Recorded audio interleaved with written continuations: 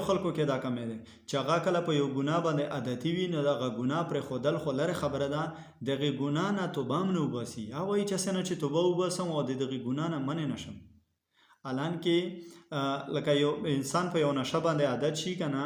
او مثلا هغه نشې له زړه کېږي او هغه نشه نه کوي یقیني خبره ده چې انسان له بیا تکلیف وي خو که د انسان د دغې نشې نه په داسې طریقه باندې منې شي چې دغې نشې له د سره بیا سوچ هم نه ورځي یو سړی په چایو پسې نسوار اچوي یو سړی د په چایو پسې مثلا سګرټ اچوي یا پان کوي یا بل یو نشه کوي او دا انسان ته داسې منې شي چې دا خوراک کوي څښاک کوي چې اسکي خو دغه انسان سوچ له دا نه راځي چې نسوار وکړه یا سګرټ وکړه یا بله نشه وکړه ته سوچ کوه چې د دغه انسان زندګي څومره ښایسته ده عزتمندو همدغه شانتې ما ورته دعاګانې کول پکار دي چې رب کریمه د ګناهونو نه ما داسې منې کې چې د ګناه هېڅ سوچ و فکر زما په ذهن کې نه راځي ایم بي را سره شته دی غټ موبایل را سره شته دی ځان له کمره شته دی ځان له ماحول شته دی خو زه پکې غلط شیزونه نه ګورم